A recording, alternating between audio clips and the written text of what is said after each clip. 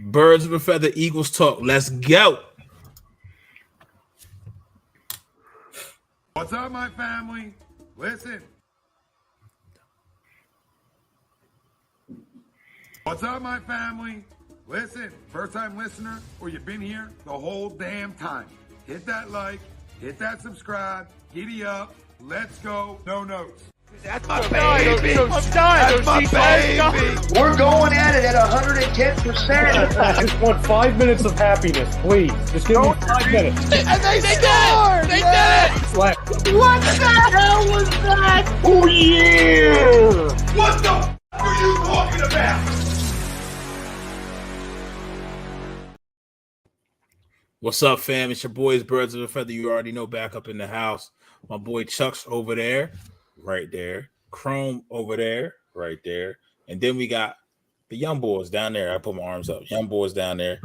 Jake, PY, week 2, recap. Eagles are sitting at 2-0. We're brought to you by Alonzi Travel, specializing in creating a vacation of your dreams at Disney, Universal, wherever your heart calls to. Let their talented team of travel experts, Chuck's included, create a custom vacation just for you.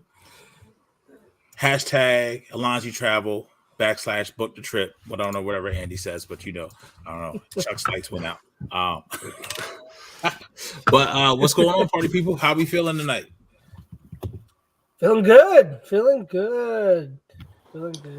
Interesting week of football, that's for sure. Very interesting. Very.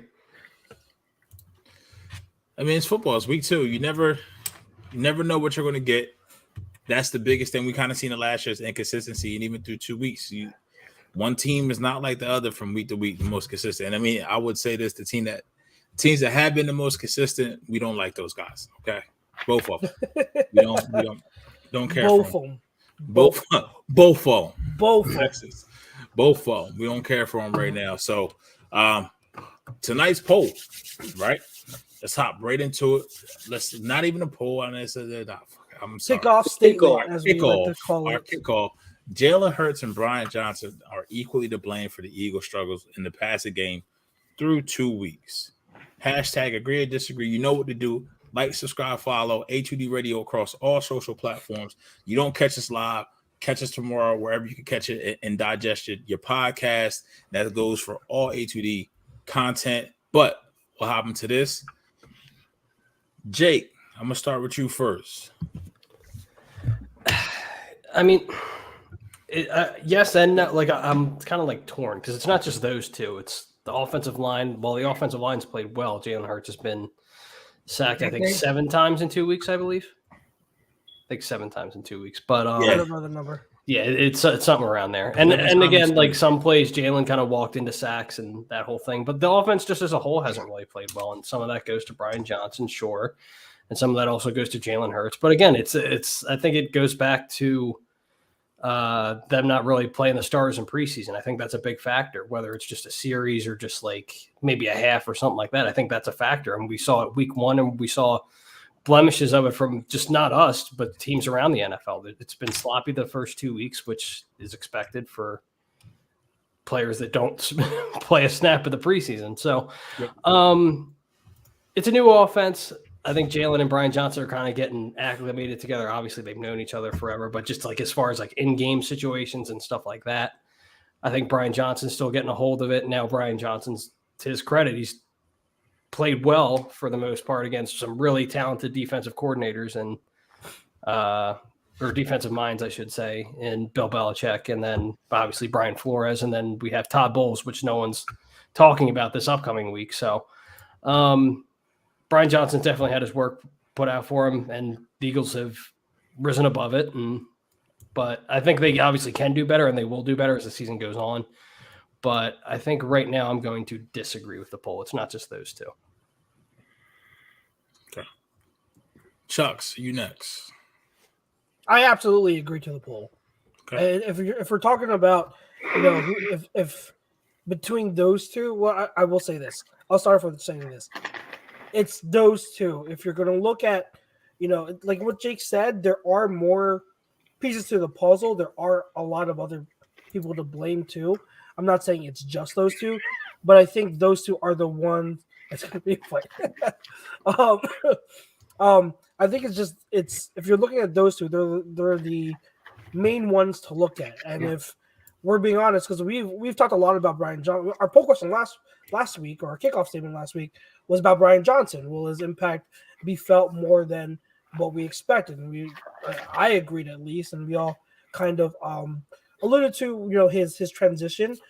We've talked a lot about Brian Johnson, but I feel like we haven't also discussed Hurts' troubles, Hurts' own troubles. He doesn't look comfortable. He doesn't look comfortable in the pocket. He's not seeing the field, and he doesn't look like the same Hurts that we've had. Now, do I expect that to continue? No, I don't expect that to continue. I think he will turn it around. He's too good not to turn it around. But I think if you're going to divvy up blame, I think both of them are equally to blame. They both have their share of faults and struggles so far through 2 weeks. And I think you have to look at, a lot of people don't want to blame Jalen Hurts because we love him. We all love Jalen Hurts. So like blaming him is kind of like a taboo thing online. You put any blame on him and you got Hurts psychopaths like jumping down your throat. But if you want to be honest, he has struggled and he has to be better. I expect him to be better, but so far he does have to shoulder an equal amount of the blame as the new OC. So I agree to the poll. PY, let some of that air up out in your lungs. I hear you coughing over there. No, that's me. That's coughing. him. I got sick. I was sick this past I weekend. know it's this side of the screen. That's all I know. I'm neutral. Go ahead, PY. I massively disagree. Like, I don't think Jalen has played up to his potential right now, but I think he's done enough. He's made the big throws when you needed him to, and he's driven the offense. It's not what we're used to, but I think a lot of that has to do with Brian Johnson. The clunky play calling, the not going to A.J. Brown when you should, the lack of integration with Dallas Goedert, the force feeding of Gainwell. Like Swift only getting 2 carries in the first game was ridiculous. I just think a lot of it has to do with Brian Johnson's play calling. Like, I think it's throwing Hurts off. I don't think the O-line has been playing well. I thought they played better in the second game. I think the only one who's been playing like he should be playing is Mailata right now and Kelsey. Like, the rest of them are hit and miss or up and down right now. And I think a lot of that is messing with Jalen's head, and it's making him want to run because he's trying to do everything on his own. And he's not playing perfect, obviously, but I don't think Brian Johnson is doing anything to set him up for success right now. Obviously, it's 2 weeks. I'm not worried. You get this. This is the perfect time to have a new OC this first 6 weeks of the season. You're going to have a lot of time to figure things out. But as of right now, I put more of the blame of Brian Johnson than I do Jalen Hurts. Jalen Hurts has a track record. At least beforehand, you could look at Shane Steichen and be like, all right, cool. I have 2 years of success with Shane Steichen, with Jalen Hurts, and then he had a year with Herbert. I don't have any of that with Brian Johnson. I have 1 year with him with Kyle Trask. That's it. It's on Johnson.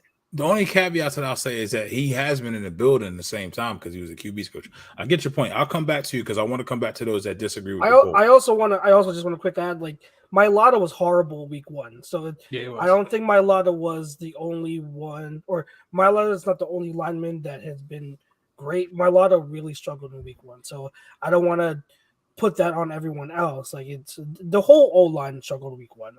Let's put it that way. It wasn't Mailata is not excluded from that. Chrome, my ginger brother. Love the shirt, by the way. Thank you, sir. I'm going to disagree to the poll, and I'm going to disagree, not to say that Jalen doesn't have any accountability, but, to circle around on some of the things said, right? The Gainwell thing, to me, that's more of a personnel decision with Nick Sirianni. I don't put that at Johnson's legs at all. So, if anything, I think they adjusted well this week with Gainwell kind of out of the picture and having the right personnel in place, and you can see how the game planning was able to go. I do, and as far as week 1 goes, I don't put a ton of stock in that because, to me, this is why when you give no reps in preseason, guys look bad. And look at Mailata comes back this week and is the top ranked tackle in the league, according to Pro Football Focus. But It's one of the more credible ways that guys are measured. So That's great in a decade. Mailata did have an excellent game this week. There's no doubt about that. So, in terms of struggles week one with that stuff, I don't worry so much. And again, I think it's part of it. I give Jalen a little bit of a not a pass, but a little bit of grace, because I do think, when you're running a new offense, or even if it's a similar offense with a new coordinator, you have to play in preseason. I don't want to hear about these practices that are like games and you get the same look. You don't get the same look. It's not the same environment, because the environment is a factor in all of that as well, right? So, I think Jalen was in a situation. Where did Chucks go? Holy shit. I think honestly, Jalen, early on, we talked about A.J. Brown not being utilized correctly, right? Or found in the right spots. I do think part of that is on Jalen, but I think part of that is the game calling. With Jalen, I think he's tried to do a little bit too much. I don't think he's going through, especially that first game, I don't think he was going through his progressions through the RPO properly. And I think that he was misreading some of the defenses in that first game. But coming back, I think they need more designed runs, right? And that's where I come more with the offense, or with the offensive coordinator. There has to be more designed runs. Everybody knows, and I know it's a passing league, but you have to be able to run the football. And if you're not running the football, and they came out against Minnesota slinging it again, you just can't do that. And I feel like they stayed with it week one a little bit too long. Week two, they made the adjustment at halftime. I'd like to see the adjustment come a little bit earlier. But I think that you started to see maybe a little more of truly what the offense is going to look like going forward. I think that you guys have seen me say it, and I'll say it again, in our private chat. If I hear that Kenneth Gainwell is the RB1 coming back, I'm done.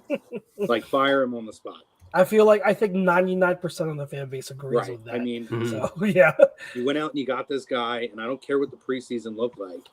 He got reps in the preseason. He got, he was able to play at a game speed, and I think that kind of showed. You gave him his opportunity. You got him for a reason. He showed why he can be a top-tier back, an RB1 in this league for a good team.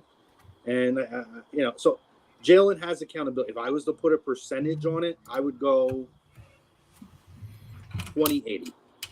Okay. If I'm just factoring those two in, because I could throw Sirianni in there too, and throw some 25-75. So 25-75. So Jake, you also disagree, right? So that's what I was going to come back to. Yeah. So obviously, when we say equally, that's 50-50, a 1-to-1 ratio, right? So Chuck's right now so far is the only one who agrees to the poll. So Chrome said 20-80, PY said 25-75.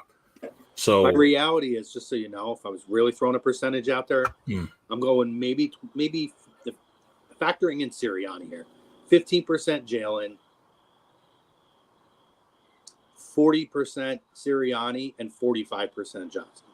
That's how I would split it up. All right. I think so Sirianni made a lot of really bad calls that first week. Yeah, he did. So Jake, to you, what would you say? I would say, I'll say like 30-70 with Brian Johnson getting the 70. All right. So it's weird because I also disagree to this poll vehemently, but I disagree for reasons that differ from the other three have disagreed. And the reason I say that is because I don't think we're giving enough credence to what is now on tape in Sirianni's offense, how much time Flores and also Belichick had to prepare, and the coverage is now. So here's the thing. The offense that we're trying to run now for Jalen is a progression because he's seeing different coverages. Teams are playing us differently than before, right? They're not playing us the same. Okay, so they're dropping. We never would have thought, as Jalen Hurts is your quarterback, that a team would drop 8 in the coverage, because that was never his MO coming out of college. His first couple years in the league, you never thought you would have to drop 8 in coverage against the Eagles, knowing that they were the second highest rated run team in the league. So I'll definitely lay that at the feet of Brian Johnson, because teams expected you to pass and you played right into their hands. Like, where is the thought process during the week? This week it was Monday through Wednesday, right? Or Sunday, yeah, Monday through Wednesday because it was a short week, right? So you had to install the game plan. Like, okay, well maybe we need to soften this up. I watched San Fran and the Rams this past weekend, right? They ran the ball. The San Fran ran the ball to open up the pass. Yep. That's how we did it last year, right? That's how we got to do it. I think that for Brian Johnson finding his groove as a play caller, one, that definitely has a part to play. Let's not also forget every quarterback every week misses throws. But from what we've seen so far from Jalen, he missed Dallas a couple times in week 1, missed Dallas a couple times this week. And I know me and Chuck, we talked about this. There's certain reads and progressions that he's not going to go to that the elite throwers of the football or elite readers of the field will still see that and they hit, right? That's not Jalen as of this point. So I disagree from that standpoint. What I will say is this I'm waiting for Mary to leave because I'm about to let one go. The fucking fan base is spoiled. You can't keep going to last year because we caught everyone by surprise. You're not sneaking up on anyone this year. It's going to be tougher. And I am a firm believer in the fact, and Jalen got paid like he was going to do what he did last year from here on out. You can look at Patrick Mahomes. He's struggling. Look at his pass attack. You see the Chief Kingdom. It's easier to say when you win the Super Bowl. Look at Burrow. Same thing. Everybody's struggling because now the tape is out. Everybody has to get creative. I think Burrow came back too early. Way too early. Yeah, absolutely. Now, what I would say for Brian Johnson Trevor Lawrence has been struggling a little bit. I let my man beat your man. You see what I'm saying? And then this is on Jalen. This needs to be emphasized during the week in the QB room. It's like, listen, take that underneath route. I literally watched. What was the game? I watched Sunday. The Dolphins. Tua killed them on the underneath routes. All the crosses, all the daggers. I was watching Colorado State versus Colorado. No reason Colorado State should have been in that game. Kept taking the crosser routes. Phenomenal game. It was a great game. All those cross routes, those short routes. Jalen keeps looking for the home run. That's how he missed Goddard. So he has to take progressions as well. And I would say this, it's easy, low-hanging fruit to sit here with this kickoff question and lay it all at Brian Johnson's feet. This is the first time Brian Johnson has the headset on, has the play call sheet, and this is doing it at the highest level in the NFL. I'm not saying that week 5, week 6, I'm going to absolve him of everything, but it's growing pains. I will sit here and say this, that I'm happy we're 2-0. It could have been very, very different. That game last Thursday was slipping away from us, right? So you take the good with the bad and you can build on it, right? I already said this before. Don't want to blow our load in the first 6 weeks of the season. Don't want that. If we're coming out firing, something's wrong. You got to struggle, but if you struggle and you can win with your B game, your C+ game, that's cool. But I will say this, to this kickoff question, a lot of thought went into this for us guys this week when we were trying to come up with this. And it's literally because the fans are fucking spoiled. Sorry, Tom, I said 2. And we're on 18 minutes in. Whoa, you get 2? That's not fair. But it really is because we saw what it looked like. AJ was seeing numerous one-on-ones last year, this early in the season, right? He's not going to see that now. Well, I think one of the things too that you mentioned, and again, this is something that we're looking at just Minnesota as Minnesota, right? But if you look at, and I think it's a really valid point, bringing in the fact that Brian Flores is the defensive coordinator for Minnesota, because Brian Flores is one of the best defensive minds in football. Yes. And a lot of people don't even think about the fact that he's the Vikings coordinator. So they've gone against 2, because I'll tell you what, that Patriots defense is legit too. Yeah. I mean, Miami firepower, there were times in the game where they really managed it and were able to give them, like they did against us, by the way, a chance to get back in the game and win that game down the stretch. And the defense was a huge part of that. So when you're looking at the defensive schemes that we went against, this is not Minnesota from last year. This isn't Minnesota from 2017. This is the Minnesota Vikings of 2023, and their defense is definitely on the upswing in terms of who's managing and leading that defensive scheme. Brian Flores is a brilliant defensive mind. People need to take that into account. You're going, like Pete said, he's going to game plan a whole lot differently, and he's a lot smarter than some of the coordinators we faced last year. Yep. And you have to factor that in. And they still managed to make the plays, and this is why I'm not as concerned, guys, because they managed to make the plays. And I think that Johnson is learning, and I think that he has made play calls that were crucial at certain points in the game to get them to enough to cross the finish line. And then there's, obviously, listen, they made play calls to A.J. Brown, 2 in the end zone, 2 shots. And you could argue that maybe both of those should have been in. You know what I mean? Yeah, absolutely. I think I am more encouraged coming out of week 2 than I was out of week 1 when it came to Brian Johnson. The passing game, the schemes, and the designs, still a lot to be left desired. The sequencing still is work in progress. We saw in the first quarter, but this is what I give him credit for. Second quarter, when they realized, because this is what was happening, Minnesota came out, blitzed, attacked, and then they dropped into coverage. They dropped 8. I don't know if you guys remember, they were putting 3 men in the box, 3 men on the line, and saying, we are going to defend and take away everything in the passing game. So they clearly came out after that first couple of sequences. They showed them what they were going to do. Brian Johnson did a great job, and I gave him credit for this, for saying, okay, this is what they're doing. Let's run it down their throats. And what did I say in the private chat? Like literally right before that possession, I said, guys, they've got to run it with the running backs. They're not – the defense is taking away all the deep shots, all the passing games, and they're also keying in on Hurts. The QB runs, they're not working because they're only honoring Hurts. They're not honoring anything else. So you got to run in the running backs. And then the next possession, what do? They run it all the way down the field pretty much with Swift. And they kept at it. They said, okay, Minnesota, okay, Brian Flores, if you are going to put 3 men on the line and you're going to dare us to run all game, we are going to run all game. So he gets credit for that. And that's where I'm talking about in terms of last week. I was very skeptical. After this week, I'm like, okay, you did a good job adjusting. Very good job adjusting. And you didn't adjust at half. You adjusted in the second quarter.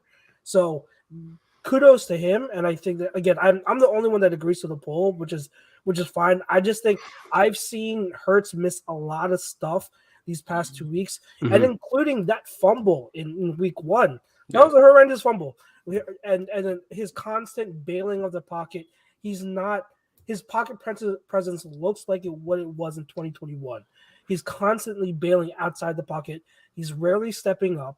He's not seeing the field. He's not throwing with confidence. So I can't excuse him from that, even if you have the new offensive coordinator. That's why I put it equally, because, hey, you're looking at the quarterback who's not comfortable right now passing the rock. Is it getting better? Were there signs of improvement? Oh, absolutely. So it's encouraging, but I have to put equal blame on both of them. But, it is what it is. I don't expect it with now. What is it? 11 days between games, is it? Like, I think we're going to see, I don't want to see like a total 180, but I think we're going to see market improvements this week coming up from the passing. I think it's to what you said there. I think, yeah, there obviously, like I said in my opening kickoff statement, I feel like Jalen was not reading the progressions probably, and this is where I start to put blame on Sirianni, because I feel like these guys need to be playing in preseason. I don't care if it's a series. I don't care. But you need to get game reps in, and you need to feel game speed with defenses coming at you, with a crowd there, like everything. And I feel like Jalen, especially with a new coordinator, and I feel like Jalen has kind of been put in a position where very clearly this offense is going to look different than it did last year. Okay, we're still going to look for the big plays down the field because we have the wide receiving personnel to do it. I would like to see a little bit more than 2-yard routes for Dallas Goedert. So hopefully that's something we see change over the next week or two. But implementing the running back is going to be so crucial for this team's success. And getting Gainwell back, you see, obviously you'll probably see less of Penny, which seems to be maybe the right decision at this point. because we don't know what we have there. I don't know. Yeah. Maybe for him, it's him. Maybe he's losing a little bit of steam. Maybe he's just not the same guy coming back. You know, I still think he could be good in goal line situations, but yeah, I feel like we have to remember that Sirianni has his fingers on a lot of this stuff. I want to hit that, Chrome. We're going to echo that, though. I'm going to piggyback off of that. Chiquita, what's up? Hit the thumbs up. Do what she says. Follow along. We're about to pay some bills. When we come back on the other side, I'm going to put a bow on that. Jake's going to run through some comments, get into weeks from week 2, put a button on this game. And we'll be right back.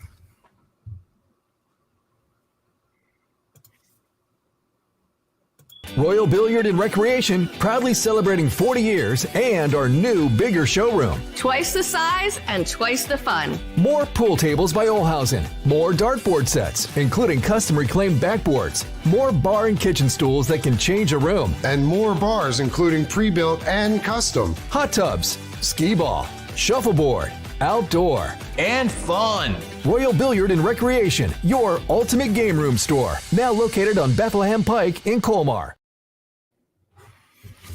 As you heard, go check them out. Royal Billiards in Bethlehem Pike in Colmar, PA. Don't know where that is. Jake may know. He's our resident PA. He's already resident Pennsylvania. Real quick, right before you go, Chrome. Here's the thing: the run opened up that pass to Devontae, so you have to take your shots with that, right? What I would say is the reason I don't agree to the poll, I keep saying poll. I get out of that. Reason I don't agree to the kickoff question is because I'm looking at 30,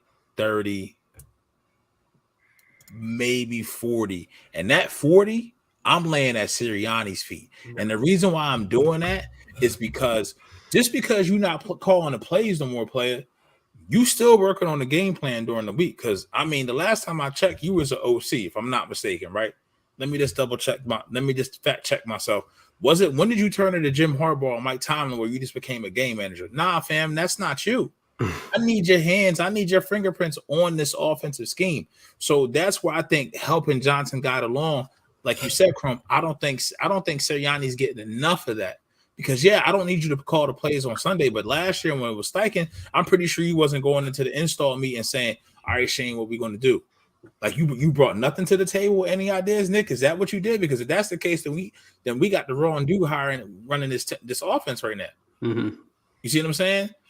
I will also say this. I've heard this, not obviously, I've heard this from national pundits. I will say, I'm back on the Chris Sims thing. I took a break for a while. I still haven't gone back.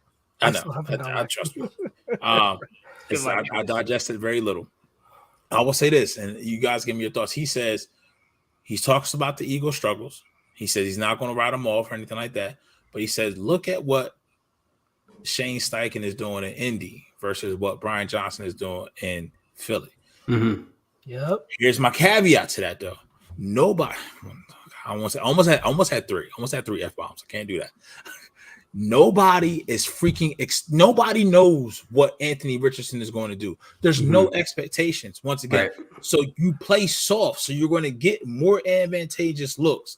Just like what they didn't know what Jalen was going to do. Nobody believed in Jalen last year. Nobody believed in offense. They knew they had talent. So I want to see what Shane Steichen's offense can do against a defense that knows what's coming in its own tape. You can't compare the two. Right. So I can't sit here and say, well, Steichen's definitely this, and this. And this even goes back to our kickoff question last week. It's a different set of circumstances, very different set of circumstances. And it's unique. And I will say this as well.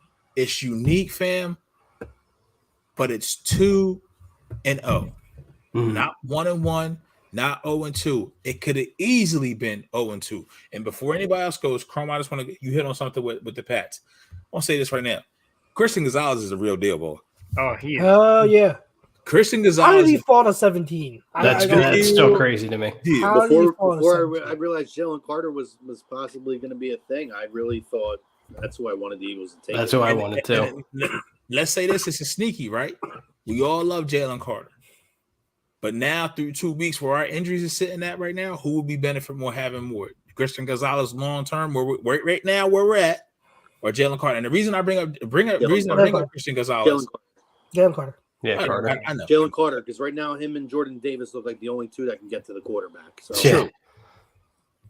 How many Sweat. times? How Sweat. many times Danny. Sunday night Tua wanted to go deep? You're right, and Sweat.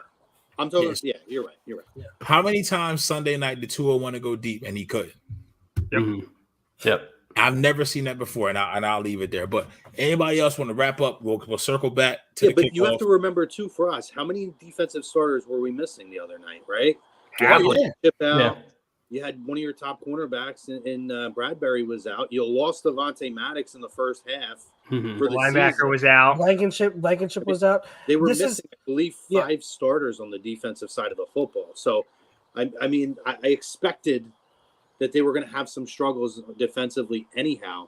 Right. You know, so especially particularly in the secondary, because that seems to be where the biggest injuries they had were in their secondary. So, you know, to answer your question, no, it's absolutely Jalen Carter right now. We're going to get Bradbury and Blankenship back. We're not getting Avonte back. All right, parking lot that. Your point, Jake, real quick. Jake, run through some real quick, I know comments. he's going to get to the comments. To piggyback off of that real quick, including the comments, because That's the one I was we had getting Joe. to. Yeah, Joe said, I don't understand how run defense is always hitting the run back and backfield, but we aren't getting enough QB pressures on passing downs. There was also another one that kind of another comment earlier in the chat. I can't find it now, but was kind of like asking the same thing. Like, we're not getting enough pressures. I think that's very false. I think we are getting pressure. You look at it, the defensive line is freaking dominating when it comes to run defense and the pressures. The issue is, and I told everyone this for both weeks, defenses are going to quick game us all the time. They're going to get that ball out quick. That's what they've been doing. That's what Mac Jones did week 1, and that's what Kirk Cousins did in week 2. When our secondary and our coverage unit is as banged up and questionable as it was last week, you can't expect the pass rush to get there in half a second. So that's the problem. And so, like, I don't want people to get it twisted. We are getting pressure. We are, like, anytime the quarterback has to go through a longer read, a longer progression, where he has to hold the ball in a longer time, if he has to go through a 7-step drop, you see the D-line getting there. But it's the quick stuff where our coverage has to hold up that they're not holding up on. And that's the problem. Yeah, and just to piggyback off what Joseph said also, he said 260 on the ground. We hit a 65-yard bomb to Devontae Smith. Offense is fine. DBs and pass rush have been doo-doo. That's his opinion. That's fine. Our backup linebackers can't cover tight ends. That's true. And where is Nolan Smith? I mean, he's a rookie. That's bringing him along slowly. Yeah. Nolan, you're not going to see much of. Maybe towards the tail end of the year, but with how deep our defensive line room is, you're not going to see much of him this year. I wouldn't think anyway. I think the longer the season goes on, the more you're going to see him play. But right now, it's just like they're just kind of bringing him along slowly, which I'm fine with. I have no doubt that Nolan Smith is going to be a phenomenal player, but I also have no issue with them slowly getting him integrated, especially after the injury. Yeah, and you saw, obviously you saw how Nakobe Dean didn't play very much. Jordan, God bless you, didn't play very much last year. And you're seeing, obviously Nakobe Dean is hurt right now, but you've seen how they became more of a focal point in the defense this year. And I think that's probably the long-term view, obviously, for Nolan Smith. I think he can be a force as the season goes on, but I have no problem with them kind of easing him along as they go. Yeah, it's been 2 weeks. And what Chuck was saying earlier, SJM adds into it. He's like, those pressures will turn into more sacks. So, yeah, and that's just... Like, the two guys who have, like, some of the most pressures in the league right now are Jordan Davis and Jalen Carter. Jalen Carter is third in pressures, I think, right now, and he has, like, half of the snaps of, like, Micah Parsons and all the other guys. By a lot. Mr. Wing also chimes in. He says, yo, fellas, I'm just leaving class. Jalen in the offensive, brain trust in, prepare for defenses, prepare for them and giving them crazy blitz and cover looks. I mean, you get a whole offseason with teams looking at nothing but Eagles tape practically. Yeah. So, I mean, they're going to adjust. You're just not used to defenses like this. Like a Todd Bowles, of Belichick, Brian Flores, like – you're not going to see those type of defenses all the time unless they all of a sudden get signed by like Washington and Dallas and New York. Yeah, it's a whole adjustment period. Same thing for Jalen Hurts. Like the defensive ends, when you're talking about the RPOs, they're more discipline now. They're not going towards the running back. They're focusing on Jalen because most of the time Jalen's going to take it. But yeah, it's just up to obviously Brian Johnson and Jalen Hurts to make the adjustments, and also Nick Sirianni, and that'll come. That I'm not worried about at all. It's getting comfortable in the offensive scheme as well. There's a lot of factors in week 2. Just a lot of moving parts right after week 2. Have to get used to it. You know, they call it overreaction Monday for a reason. Yeah, there's some people who are overreacting, but it's just like it's 2 weeks in and a completely new offense, and not to mention the fact that they came off a short week after week 1. So, Philly Sports with Bake also says, "Am I the only one concerned with Slay other than the pick 6? He's been getting his ass kicked. I don't want to disrespect Jefferson, but it's kind of concerning. I mean, if you look at the numbers, when he was covering Jefferson, he was fine. Yeah, That's true too. If you looked at if you watch the film and actually looked at his coverage reps versus Jefferson, he's right there. Like, I know the numbers are numbers, but he was playing very aggressive, and he barely got his barely missed on that one interception. Yep. Barely. So it's like if you watch the tape and everything, Jefferson is elite for a reason. He's an elite player is going to make elite plays, but I'm not concerned about Slay. If Slay is able to play the way he was against arguably the best receiver in the league like that, he'll be perfectly fine. I'm not concerned about Slay right now. What I would be concerned about is similar to last year, where his play kind of tailed off toward the end of the year. So you just kind of just hope that he can stay consistent throughout the whole year. But the thing too is, again, we're going to go back and talk about who wasn't on the football field, right? Justin Jefferson didn't break out of the game immediately and start setting the world on fire. No. But you're short Bradbury, Dante Maddox. You lose a lot of your support that's there on the field that I think that you're missing one of your starting safeties. You're missing one of your starting linebackers. The whole middle of the field, half the middle of the field that he starts with every week is out. So, as the game progressed, there's more of an emphasis put on his back, and it's a lot to ask for one guy. And I thought he managed it fairly well, all things considered. We've seen what he can be against Jefferson when he has the rest, of his defensive personnel on the field. Last year he had a phenomenal game and shut him down. But you can't do it yourself. No. And I don't want to disrespect anybody else on the field, but that's some pretty big, important pieces of your defensive scheme in the secondary to be missing. The Maddox one was where I think it started to shift a little bit because it opened up the field for Jefferson to do a lot of those, those slants inside and be able to make a little bit more, stretch the field out a little bit. He had more of the field to use. That's what I'm saying. Jesus. Also, Jordan Addison, pretty good. Pretty good. He's solid. Pretty good guy. A lot better support than last year. We're not talking about Adam Thielen, who I've always loved me some Adam Thielen, but Adam Thielen's up there in age, who also had a pretty decent game. He's a great white dope at this point. And he had a pretty good game this week. Did he? Fairly certain. Fantasy, I think he had pretty decent numbers up there. Listen, he's like a one-off guy. I mean, I'm not saying he's going to do that every week. But it kind of, to my point, right? I mean, he has a lot better support back there, Jefferson, too, other pieces. Mr. Wing also adds, and we as Eagles fans need to take a worldview on things at times. QB play I'm assuming he meant is supposed to be top 5 and has been pretty average, below average. Yeah. No, he means the top 5 quarterbacks who are supposed to be top 5 but not playing well. Gotcha. Well, that's true. Yeah, and it's true. It's week 2, guys. Like there's a lot of quarterbacks who have been very inconsistent at this point. Yeah. And remember, Carson Wentz was like a monster his first 2 weeks last year. Listen, I'll be honest. If you really look at other than Tua, is there any quarterback that you look at for 2 straight weeks this year that's been like? Yes. Jordan Love. Ready? Say it. 1, 2, 3. Don't you say it. Lamar Jackson. Okay. That's not where I thought you were going. Baker Mayfield. I think Lamar in the second half of week 1 was better, but he wasn't good.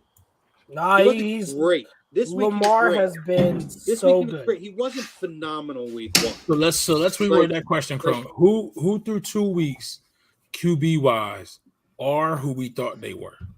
Rest in peace, Dennis. Well, depending on who you are, for me, it's Tua. I mean, I've been a believer in Tua. He stays healthy. I think he's a top 5 quarterback in the league. Other than him, I mean, Patrick Mahomes is Patrick Mahomes. Mm-hmm. I think Joe Burrow's playing hurt. Deshaun Watson is exactly who I thought he was. There's, Jordan Love.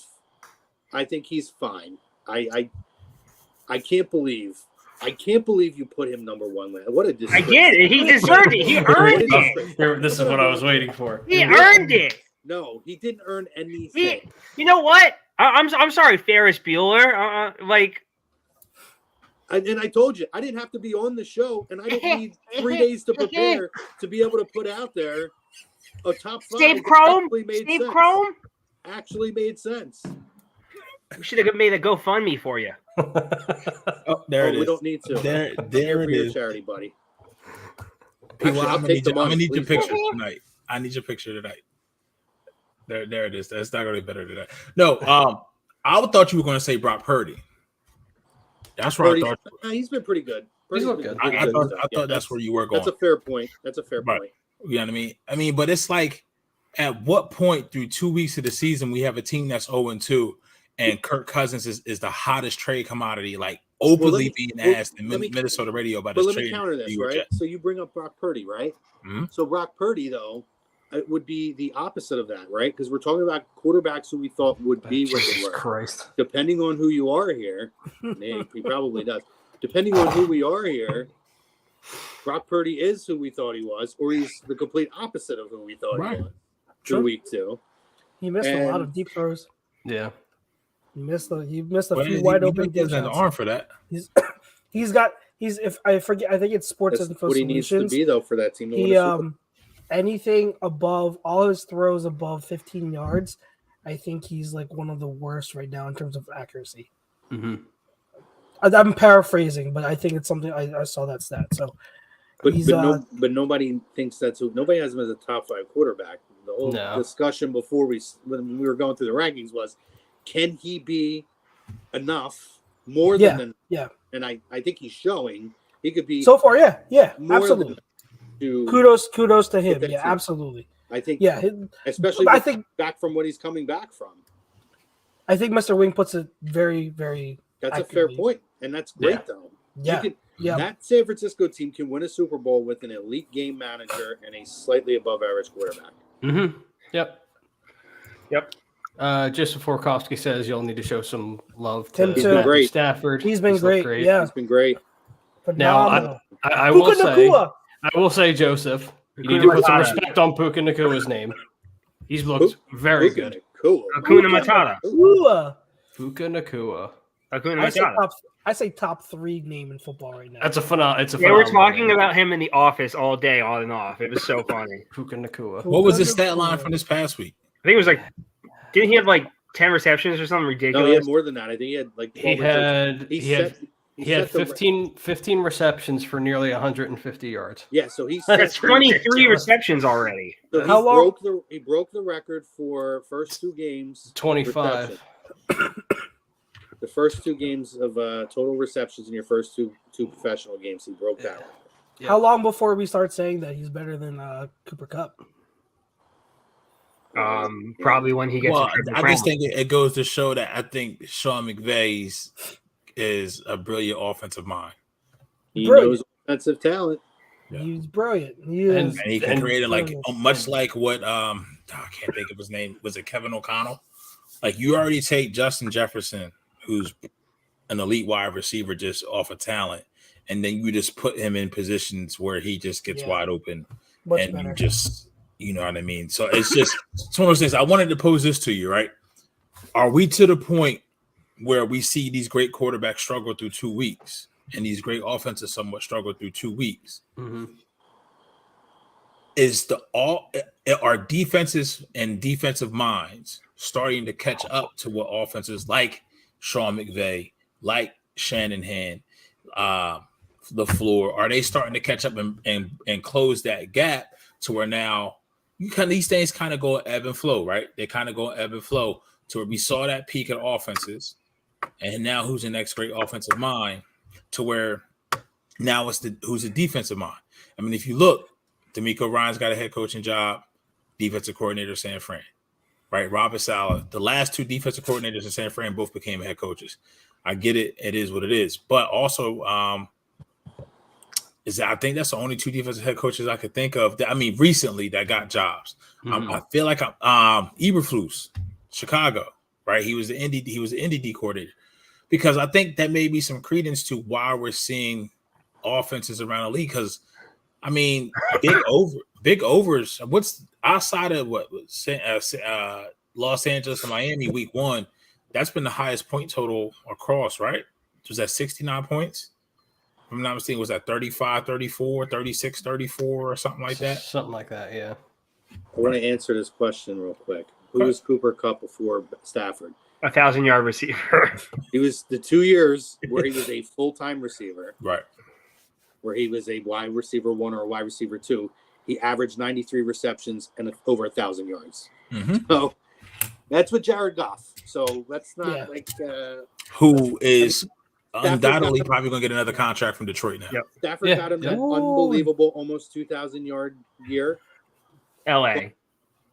I mean, that was an unbelievable year. Like, nobody can repeat that year.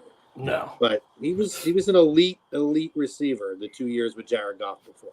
Oh yeah. He's averaging like 1,000 yards and 7 TDs a season. Like, yeah. But Stafford is otherworldly. I think he's one of the 10 best throwers of the football of all time. Like, that's Ooh. Well, the question was, is he healthy coming back? Right? We talked about that. Felt like if he's healthy, then he can manage and lead that team. Nobody saw Puka Nacua coming, but no, things happen. Chucks did. Chucks kind of did. I kind of did. He did, but he still saw the Rams finishing last in the division. So this is true because of the defense. I didn't say the offense. Is there anything more surprising than Mr. Disney discovering this kid? Mr. Disney discovers Hakuna Matata. Yes. I'm not calling. He is Hakuna Matata for like the rest of his career. Like, I don't give a shit. Like, somebody mentioned his name in the office. I'm like, oh, you mean Hakuna Matata? Yes, Mr. I'm talking about arm talent. Just arm talent. Arm talent and arm talent. Yeah, this is the dude who snapped his shoulder back and he's like, all right, I'm going. Let's go. 4th down. I'm ready, baby. Yeah, he's. I haven't always given Stafford his flowers over the years, but I've come around on him and honestly, talk about a guy that's played with a fractured back. Oh yeah, he's played with everything. Oh, it's amazing, and he's still out there and he's still balling. Like, you can throw it out there. You can say what you want about Stafford, but what you can't argue is his toughness. He's one of the toughest dudes. He's going to own 3/4 of a Hall of Fame jacket. How many rings does he have? One. How many does Favre have? One. Same thing with Rodgers. As far as toughness and playing through everything, I would say he's probably this generation's Brett Favre. Just as far as toughness and no matter what. He's also way smarter. Yeah, I mean, it's Mississippi for wherever on and off the field. But does he wear Levi's? Probably not. Yes, but does he try and defraud welfare? I don't. Okay. Wow. Nate will answer that in the huddle. Stick around. That's a very great question. We'll get to that. Anything else on week 2? Anywhere around the league we want to put a recap on? I know we've been keeping the Eagles, as we should, rightfully so, here. So I know people have been singing his praises and expecting him to have a big year, but I think Justin Fields stinks. Whoa!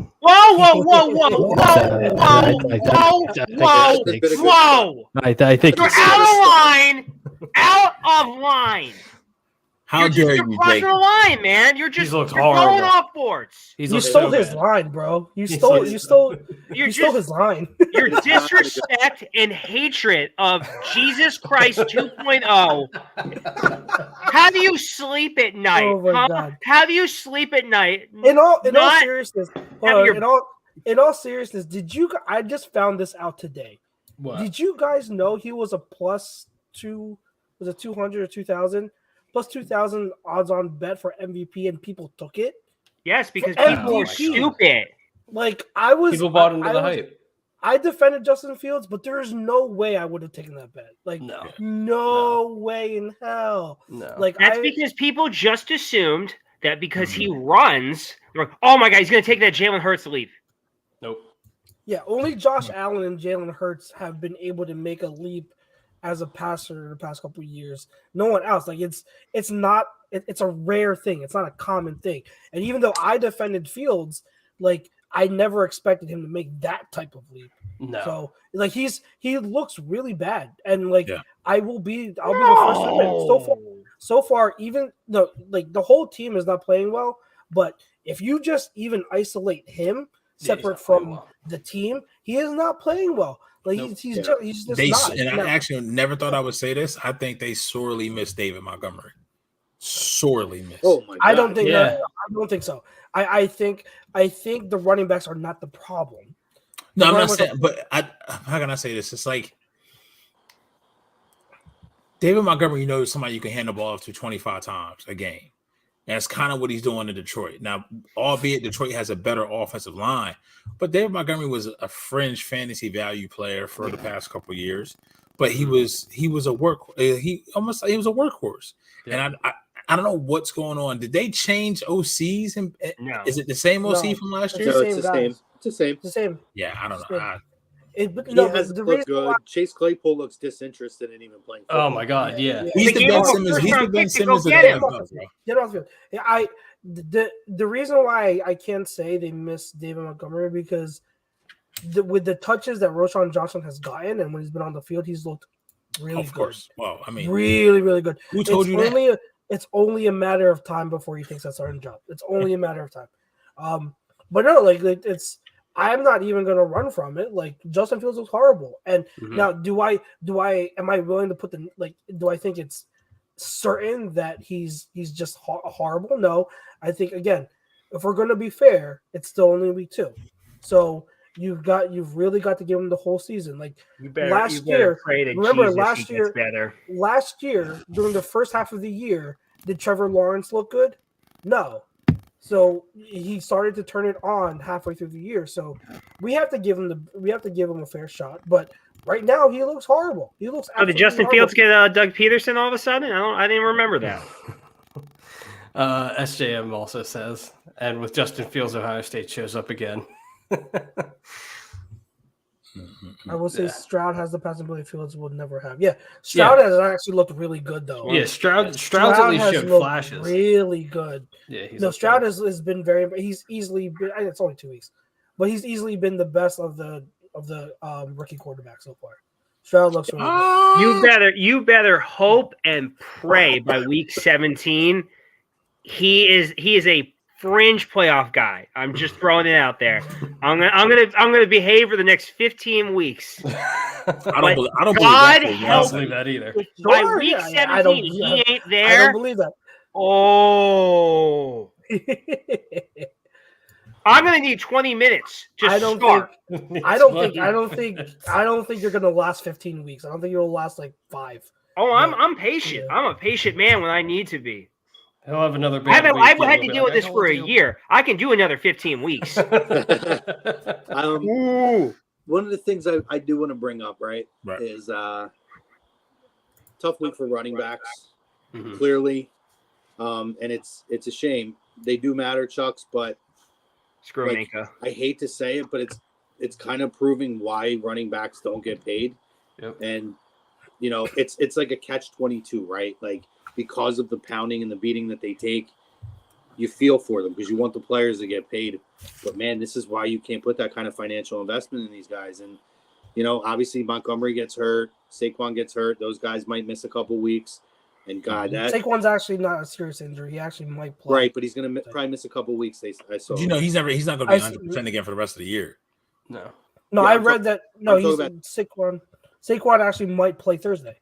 I don't think he's going to play Thursday. I mean, it doesn't matter. That's not something ridiculous. I'm saying he might. That's what I'm saying. It's not. Everything it's not I saw, as they serious. expect him to probably be out 2 weeks. Maybe he might be back the following week. There's no way. I've had major ankle sprains, low ankle sprains, and everything else. There's no way he's going to be able to come back. I wouldn't bet on him playing Thursday. I'm just saying they didn't rule him out. I think he plays the following week. I think plays the that following is. I think that is gamesmanship. Conjecture. Yeah, and yeah. I think that is just going through the process. But yeah, it continues. Yeah, I didn't mean to cut you off. It's too early in the year. That's the thing too. It's too early in the year. Man, yeah, it's brutal. That's heartbreaking. That Now, injury was. do you brutal. think that was a dirty hit? Yes. No. No. Because he was down. Like, he was basically going down, and Minka went for his knee. No, he wasn't. No, he wasn't. No, he wasn't. No, he wasn't. No, It's just what do you call it? What it was just wrong place, wrong time. Because where his foot was, his foot was firmly planted in the ground, and it just. If you are Minka Fitzpatrick and you don't make that tackle, and it's a touchdown. He goes into the end zone, he's going to get blasted for being soft and not making the tackle. Right. You have to go in and make that tackle. Like, where do you want the defender to hit him? You're not allowed to hit him high. So on a big running back like Nick Chubb, everyone goes low on the big running back, right? Mm-hmm. Everyone goes low. Yeah. So like that's normal plan of attack for a defender. So you're going to penalize him for going low. They only can hit him in the midsection.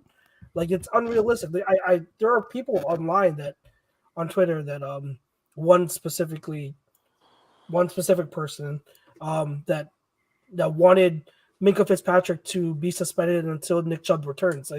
That's so ridiculous. That's absolutely ridiculous. That is not a dirty hit. That is not a dirty hit at all. No, that was fine. Yeah, I agree. At first, I was like, because the only thing with Minka is that he always goes low, but he's just an undersized dude. Mm-hmm. I want you to hit what you're looking at, and I mean, in that situation, it's just bang bang play, man.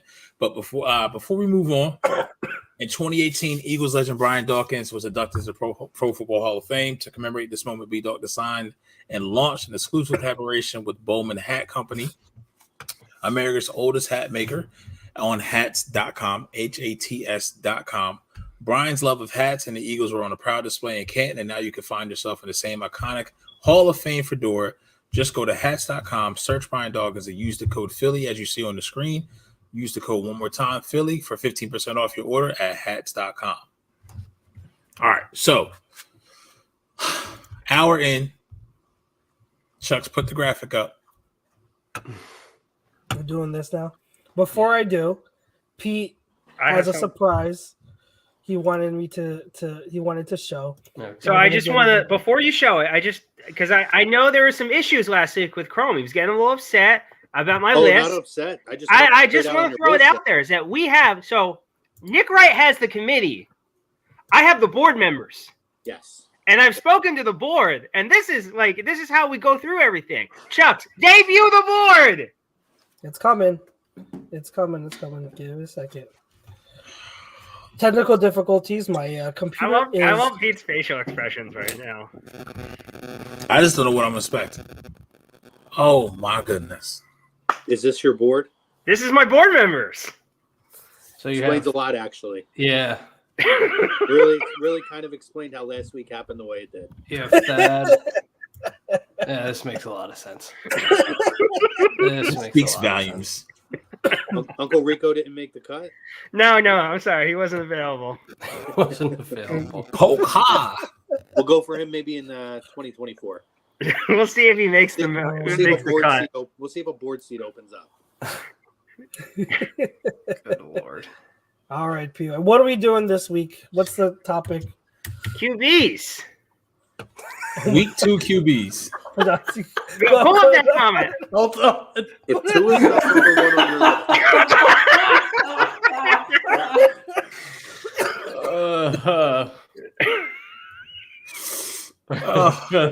Don't I know it, Joe? Don't I know it? They knew what they were getting themselves into. 2 is not 1, Purdy 2, and Stafford 3. You're out of your goddamn mind. Oh, you're gonna have some issues here. Oh, that was good. Okay, here we go. So what's the category this week, PY? Top 5 QBs this week. Okay. Oh man. Week 2 top 5 QBs. You can abbreviate week 2, just WK2 if you want. You're or fine. spell No, it you're out. fine. To you. Okay. All right, do it. Who's at 5? Baker. Baker Mayfield. What do you mean? Another dominant week, 300+ plus yards, led his team to the win, and continues to be on a tear. I will say Week 3 this against the Birds. I will say this. What is today? In 6 days from now, if Mike Evans goes for 170 yards against us, I am going to be livid. Tuesday. It's not my fault. I didn't tell Mike Evans what to do. Go ahead. I don't look at me. I have no comment right now. Geno Smith.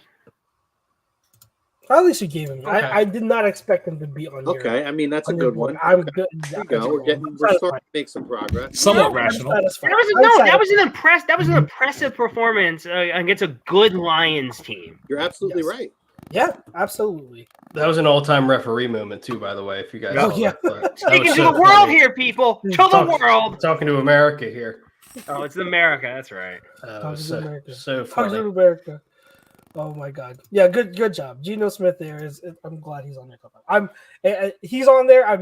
I think I'm okay. I can at least. I can at least breathe. This is where I'm like. This is what I'm interested in. Put in 3. Who's 3? Who's 3? Jared Goff. Okay. Only 2 names that you're going to absolutely screw up and leave off the list. But go ahead. What's wrong with Jared Goff? Tell me I don't mind Goff, but you have Baker Mayfield on this list. So the fact that there's 2 names you're going to omit, that makes it an issue for me. If you omitted 1, I'd be like, okay. But I'm already looking at this list and whatever. Go ahead. Continue, please. By all Josh Allen. Okay.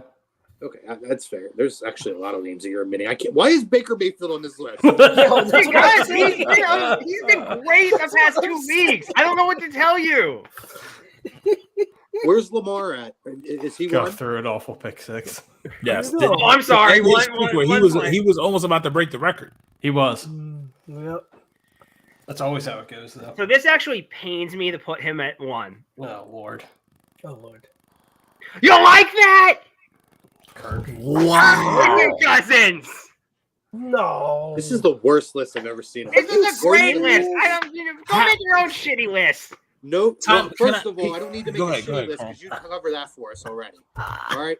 Tua Tagovailoa should be on that list. You can make an argument for Brock Purdy. Lamar Jackson should be on this. Lamar Jackson should be on this. There's 2. Yeah. Josh Allen and Geno Smith are the only 2. Maybe Goff fringe even in the loss.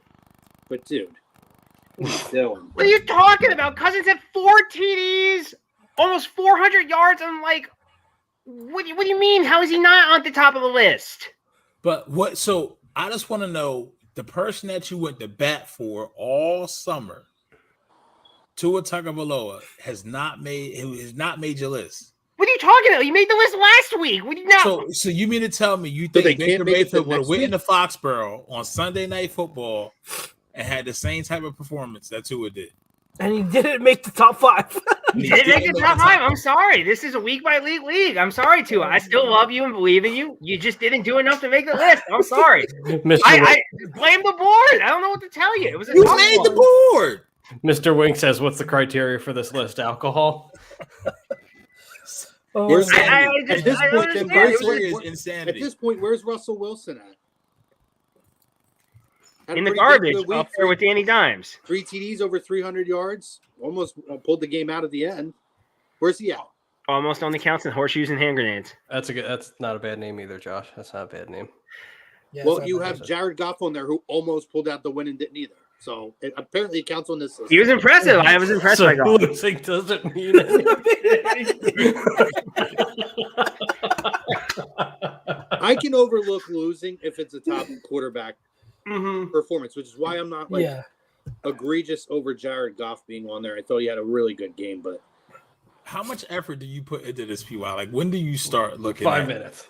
Stop! Come on! I put some effort into this. I put a lot of effort into that graphic. You're not being nice. You put more effort to the graphic than the actual list.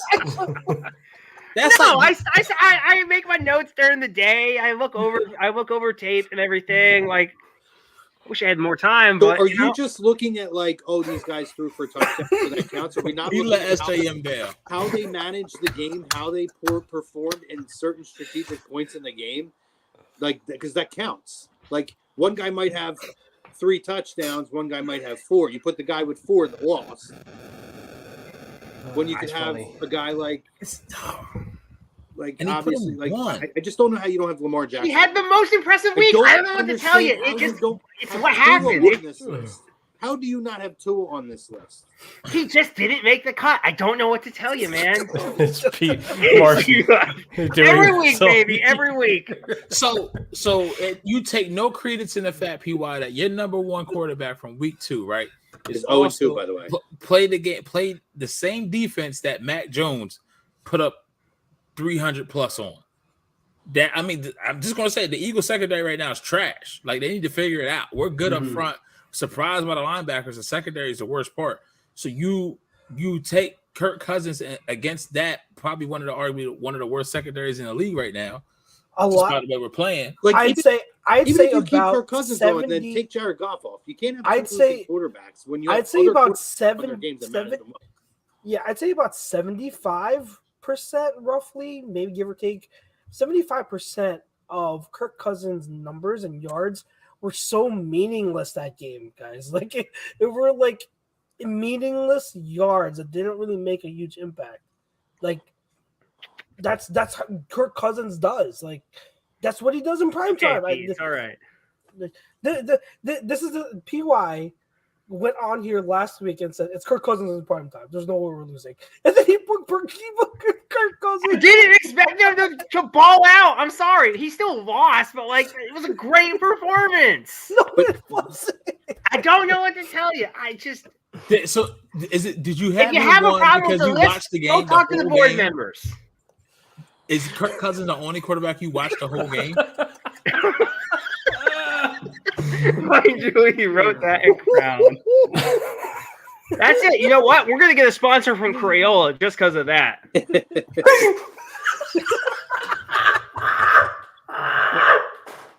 Hey man, Ice is back on a brand new adventure. Martian Lynn says PY is also the same guy that gets impressed by vanilla ice cream with whipped cream. Excuse me, it's Cool Quip. It's Cool Quip. SJ says PY goes babyface to heel literally once said. Fam, I am the big show. I am the big show. I turn heel like this. Fam, keep it cut because volleyball right there, right the next one. Volleyball says this every week thinks so this could possibly get worse. Or it can get better every week. By whose standards? What do you mean? By God's standards. Pete, I might have to send you this belt. I might have to send you this. Because instead of NWO, it's just going to be PWO. Just when you do your list. Good Lord. You all decided to give me this power. You knew what was going to happen. You knew this, like it's utterly undeniable. Chef's kiss entertainment. Look. You did this. This is not my fault. Okay. Right now. He says you knew what you were getting into. PY eats pizza with a fork. Having Kirk Cousins as number 1 in week 2 is almost as bad as putting mayonnaise in your coffee, PY. Whoa. I would never do that. That's disgusting and wrong. I never thought you would put Kirk Cousins number 1 in a loser. I never did either, but it happened. How you surprised yourself when you made the list? He surprised me. PY, you said it's not your fault. It's your list. It's not my fault. I felt compelled to do it. I spoke with the board. This is what happened. I can't tell you. It's out of my control. The board is fictional characters. It doesn't. What are you talking about? So tell me how the board conversation went when you consulted the board. We conversed. We made the list. This is the list. I don't know what to tell you, man. Al, all he did was sit there with his hands in his pants and then shrugged his head. That was it. And he agreed to everything you said. Martian Lynch, I've been carrying this shit for a while. I'm used to it. Whoa. Calm down now. Oh my God. So like even if you leave Cousins on the list, I still don't then understand how you have Cousins and Jared Goff on the list. Like whatever got to go. Pick one and remove them, and not having Tua makes no sense. You can't have a list that doesn't. Yes, he would. Are you kidding me? Your Cousins is on no one's list other than mine right now. 100% right here. What Molly Mall said. Kirk Cousins wouldn't even put himself on a list right now. Cousins can't read. He can read the Eagles' defense because he lit them up, didn't he? I can't. SJM says PY still asks Mr. Frosty for Ninja Turtle popsicles.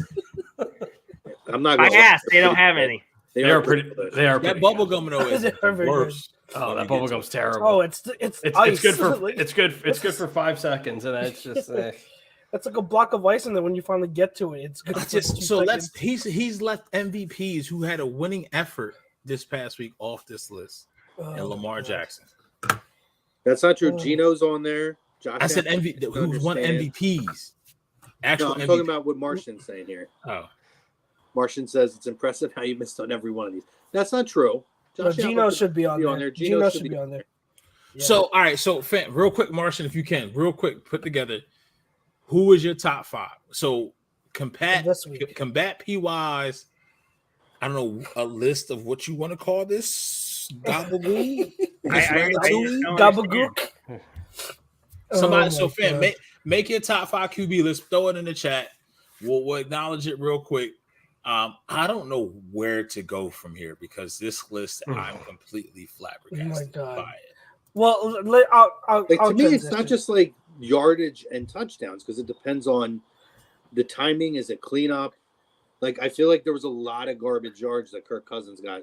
That's what I'm saying. It's meaningless yards. Like, I'm not, and unless I don't want to, because I actually think he's played pretty well, better than an 0-2 record this year. I'll be a little bit of a Kirk Cousins defender. But to be number 1 on a list makes no sense. I could even see having him on there, PY, but then you have to take Jared Goff. You can't have 2 losing quarterbacks on the list. And you have to take Baker Mayfield off. You have to take not when other guys who are MVPs have had great games this week. Yeah, or MVP candidates. I don't know. I don't think there's any making sense of it. I don't think PY knows how to make sense of it. I think I broke Pete. I think I broke Pete. I'm the first time in a while I felt like bad that we share the same first name. I'm just like Jared Goff on there. You could make an argument then that Daniel Jones could be on there because Daniel Jones' second half was amazing. Yeah, I mean, thanks to Jonathan again, his defense. He's the gift that keeps on giving. Oh my god! Oh god, yes. He's the gift that keeps on giving, man. Like, why did I get mad at that game? I don't know why, but I got mad like at the ending. Like, I watched the second half and I got mad. It's like because you knew it. I give you 50 questions. If I give you 50 questions, you get a 0 on the first 25, and you get 25 out of 25 on the next one. That's basically what Daniel Jones is. No, but it's not how you start; it's how you finish too. But I get whatever. I'm not going to argue for Daniel Jones.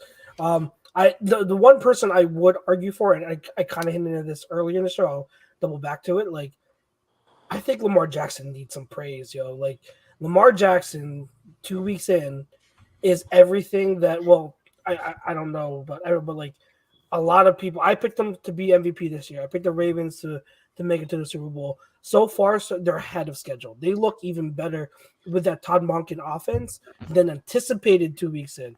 He looks in control. He looks like he's a natural passer. Like, he's not bailing and running at the first sign of trouble anymore. He's in the pocket. He's going through progressions. Like, he is a pocket passer who still has that ability to create and extend plays with his legs. He is balling right now, absolutely balling right now. And I don't know. There might be some wrinkles in that with some Kardashians. I am really excited to see where they go from here because Lamar looks excellent. He really does. Like, they are like, I was looking some of the next gen stats up earlier, and like his release time from last year to this year shaved off like 0.3 a third of a second. That's a long time in the NFL. So you do that, like, he's taking on less hits.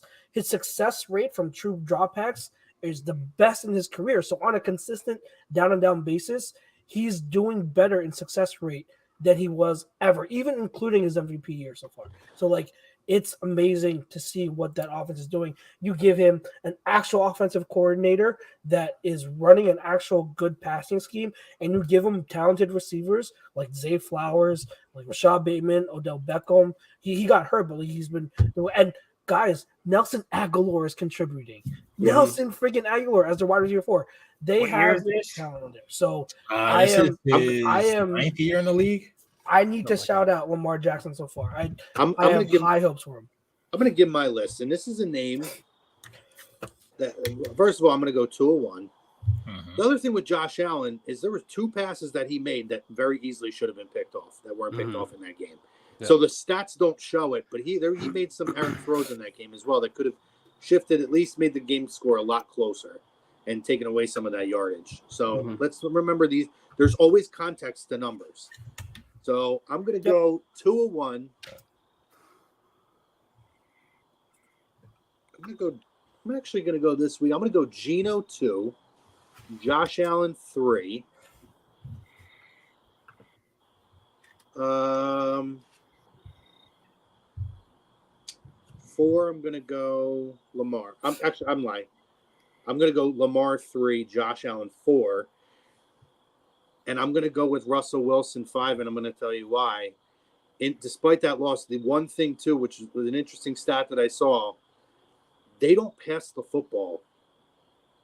They have not passed the football over the first 2 weeks, anywhere close to a lot of teams.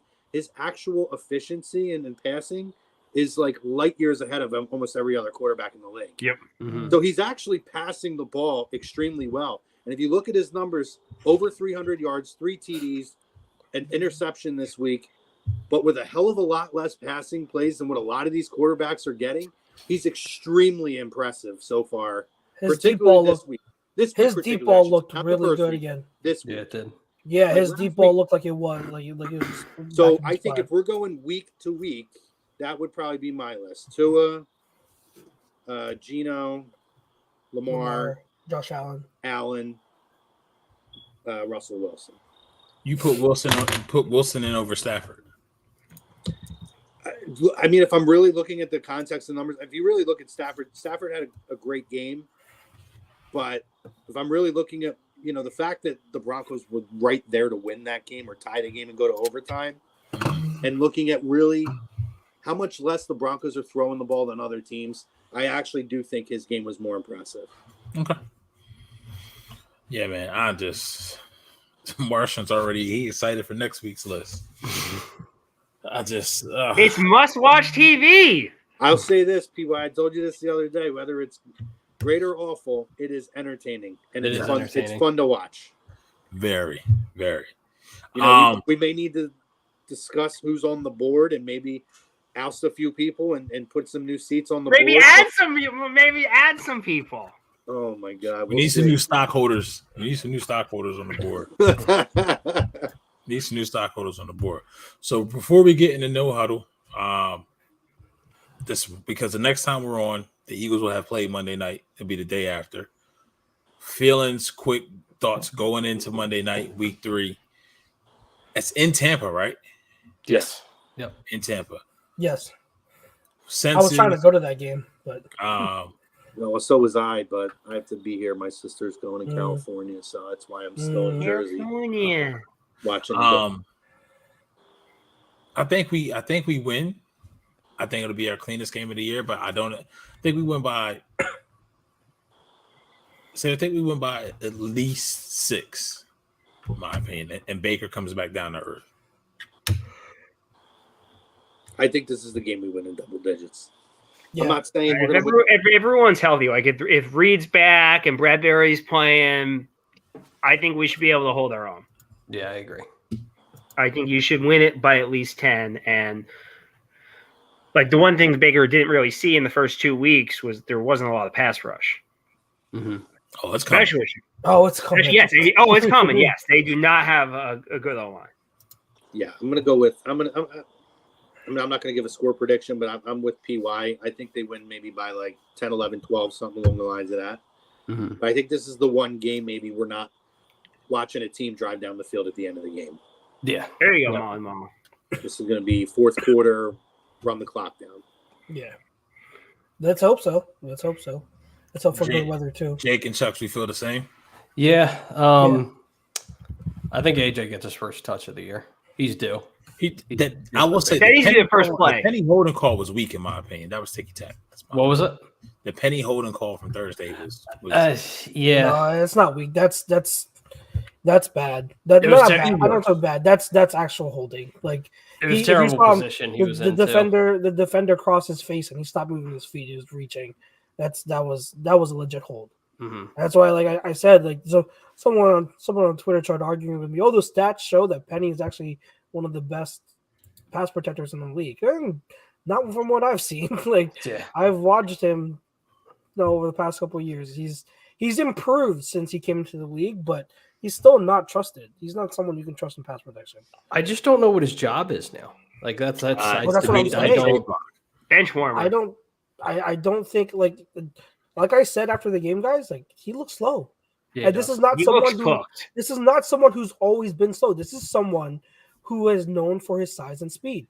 He looks slow, and I really do think that the injuries have finally taken their toll on his athleticism. He doesn't look that might be a big reason why he hasn't gotten more Touches. looks in off season, in training camp and thing, because the coaches see him in practice and they're like, not really. So I think that's unfortunately that's what we're looking at. So I have a Trey Sermon take for you right now.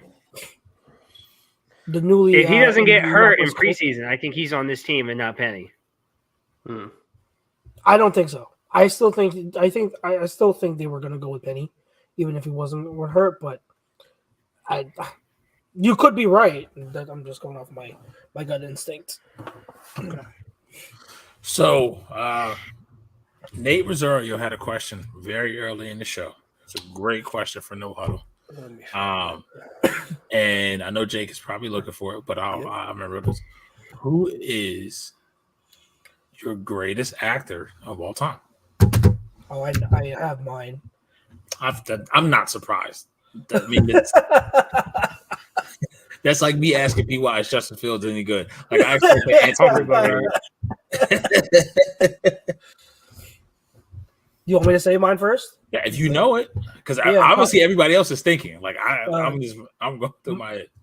My favorite actor of all time, and I think he's the best. But Tom Hanks. I think that's a good one. I had a feeling you were going.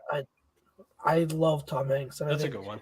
Yeah, if you take out the Batman and Star Wars like franchise movies, Forrest Gump is my favorite movie of all time. And I don't think there's a single person ever in the history of film that could have performed Forrest Gump or been Forrest Gump than Tom Hanks. Well, I don't think you could have had someone who just has Hanks like gentleness. Yeah, and he's versatile too. He's been in different types of roles. Like Elvis. Hot take. I think it was harder to play Castaway than it was Forrest Gump. Because he's by himself. Yeah, he's by himself. That's true. Because it's all him. It's all him the whole time. Yeah. So I wouldn't argue against that. But I think obviously Forrest Gump is a more memorable role. Yeah. And dude, I think what was it? The one where he's a ship captain and it gets taken over by I'm the pirates? captain now. Yeah, that one. What movie was what's the title of that movie? Oh man. It's it was based off a true story, right? Yeah. With the Somali all pirate. he needs is to play someone on a train, and he's got everything. He's got everything. The last scene of that movie where Captain Phillips, thank you, Joe. The last scene of that movie where he's taken in by like the medics, phenomenal acting. Like he was like you could see like the paranoia and like the trauma in his acting, and like it's just like how do you pull that off? Like I think Tom Hanks to me is the best. Is it your favorite or who you think is the greatest? Both. He's both my favorite. I think he's the best. I'm just saying is the question. Okay. The question. Who you think is the greatest actor of all time? Okay, so my favorite is Tom Hanks. I'm going to throw a few things here. My favorite is Tom Hanks. Nice. I have a tie between two people, and they're not one. One might be a name that people could be like, "Oh yeah." One is probably going to be a little bit of a surprise. One is Daniel Day-Lewis, who is phenomenal. That's a good one. Okay, yeah, that's a really good one. Last of the Mohicans, Lincoln, Gangs in New York. I mean, everything this guy touches is absolute gold. Yeah. And another one under the radar that I think, like, to just think of everything he's done, and then his main one where he won an Oscar is just so unbelievably amazing, is Ben Kingsley. Ooh, Okay, I can kind of see Kingsley. If you see him like in everything that he does, he's just, I mean, he fits so many molds that sometimes you don't even think of it, like comedy molds, serious molds. I mean, to play Gandhi the way he did was unbelievable. I would give you the most overrated actor of all time. Oh, I feel like I'm going to agree. Oh, dear. Go ahead. Actually, I want to wait. I want everybody to give theirs first because I want to see if. No, I need him to go now. I need him to go. No, I want to see if anybody says them first. Go ahead. I think I'm looking at. Yeah, you saw Joe's comment. Yeah. Hanks is my favorite, by the way. Though I love Hanks. Love Hanks. I remember when I used to listen real quick before you guys go. I used to listen for a hot second to 97.5, but when I was listening to one day and I heard Miss Nelly say Tom Hanks is a horrible actor, that's when I was like out. I was like, oh hell no. That was a line in it. I was like, every Tom Hanks movie is enjoyable, even if it's not great. It's enjoyable. It's a great movie. All right, PY. It's Al Pacino, man. Okay, that's a solid one. Yeah, solid. Hooah! It's okay. McConaughey a close second. Seven is one of my favorite movies. Seven's a great movie. I'm sorry, Brad Pitt. Yeah, I mean, he's a lot of good stuff though. He wasn't the best actor even in that movie. And I still, even though Me Too and everything like that. Don't even say his. I don't even. It pains me to have to watch it with that creep in it. Yeah, but I mean, he's a great actor. Look, I love Lincoln Lawyer as much as the next guy, but McConaughey, really? No. I think maybe stereotypical for me, but it is what it is. Is it Denzel? Denzel Washington.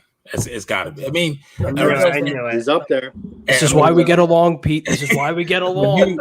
That was mine. I can't see Tom Hanks playing Equalizer. You feel what I'm saying? Like you can go to John Q. Yeah. Remember the Titans. Actually, you know what? I want to see that now. I want to see that. Oh, you motherfucker! You know what I mean? It's just King Kong ain't got nothing on me. Don't get me wrong. Tom Hanks is great. This is a very subjective question. It's just John Q is one of the most underrated Denzel movies ever. It's a great movie. Denzel's awesome. I'll give you. I love Denzel. Flight D was great. But I have the unpopular. Always have the most unpopular Denzel take. I mean, you could go on. That's the beauty of cinema. Like I said, Nate, when I saw the question, I don't even think Nate is still in here. If he is, kudos to you. This is a great question because we can go on and on. I mean, it's just. So was that yours as well, there, Jake? Yeah, he's mine. Jake, when I tell you Jake is my little brother, I'm telling you the pigment got messed up. He missing something. I don't know what. You want to know an underrated Denzel movie? Fences. Fences.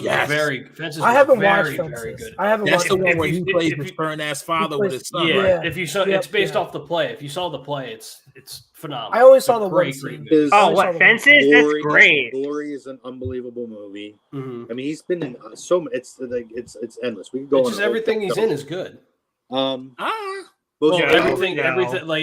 Everything he acts in. All right, so what's a bad Denzel movie, PY?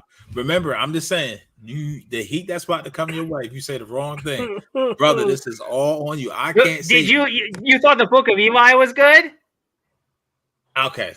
Yeah, that wasn't very good. Okay. You thought Out of Time was good?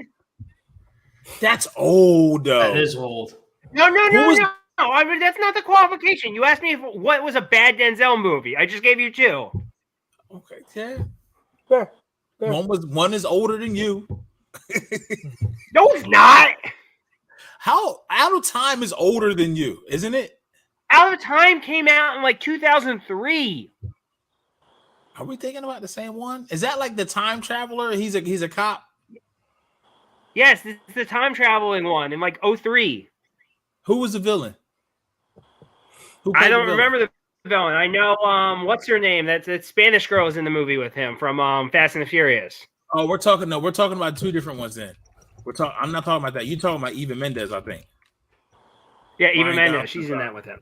All right, let me throw out my worst, and then we got to sign off because we're at the 1:30 mark. The most not worst. I'm not saying this, but most overrated actor of all time, because I hear people say he's the greatest, and he's not even close to it. Marlon Brando. Marlon Brando is so. Whoa! You shut your whore mouth over there. Oh my God! What? You're disagreeing. Are you insane? Marlon Brando. His early stuff, like his black and white early stuff, is unbelievable. But he's not known for to recognize for any of that. You're talking about the Godfather and Jarrell. Like, come on. Typecasted actor of all time, and yeah. He's the most overrated. Marlon Brando is the greatest con man in the history of cinema. Not saying that he's not great, but he's so extremely overrated, and he's on people's top. I've seen like huge publications have the top actors of all time and have him listed as number one, and it's not even close.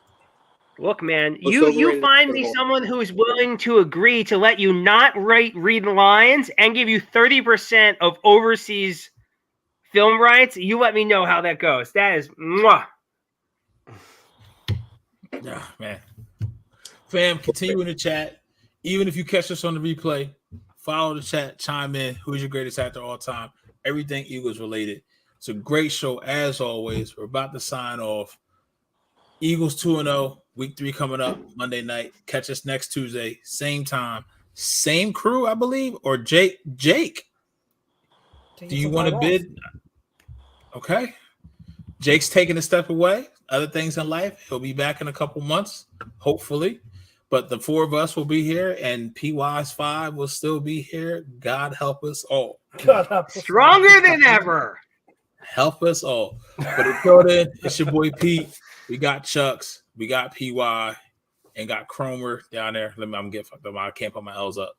Yeah, they put your hands up. And Jake, man, he's going away, but he's not going far. Once again, Birds of a Feather is brought to you on the A2D network by Alonzi Travel, specializing in creating a vacation, your dreams at Disney, Universal, wherever your heart calls to. Let the talent and team of travel experts create a custom vacation for you.